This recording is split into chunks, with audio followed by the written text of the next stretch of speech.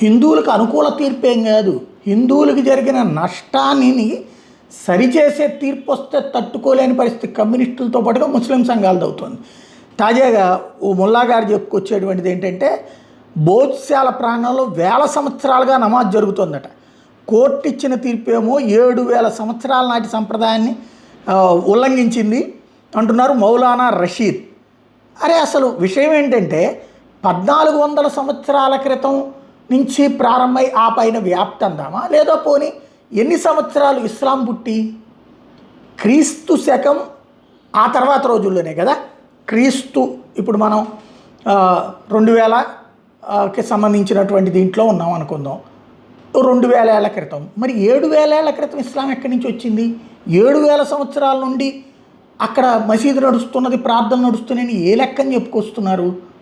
ఇది ఒక విచిత్రమైనటువంటిది. అంటే మరి వాళ్ళకి తెలియదని చెప్తున్నారు, లేకపోతే కొత్త నేరేషన్ క్రియేట్ చేస్తున్నారు. 7000 साल पुरानी रिवायत को बिल्कुल तार तार करके रख दिया है। ये मस्जिद कोई आज की मस्जिद नहीं है, हजारों साल से इसमें नमाज होती रही, बीच में किन्हीं कारणों से बंद हो गई थी।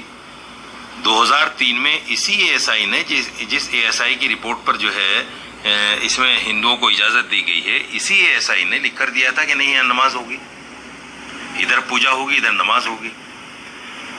वही एएसआई आज जो है रिपोर्ट बना रही है कि नहीं ये तो हिंदू है, हिंदू मंदिर है, हालांकि वहाँ पर कुरान। అసలు ఇక్కడ ఒకటి అర్థం కాదు ఏంటంటే, హిందువులకు సంబంధించినటువంటి ఆలయాల్లో మనం ప్రార్థన చేయొచ్చా? అన్యమత ప్రార్థనా స్థలాల్లో ప్రార్థన చేయకూడదు అన్నట్టు మన మతం చెప్తోంది కదా. మరి ఎందుకు ఇట్లాగా? అదే కదా దౌర్జన్యపూరితం అనేటటువంటిది. హిందూ సమాజానికి తోడ్పడాల్సింది పోయి ఇట్లాంటి రచ్చ చేస్తున్నారు.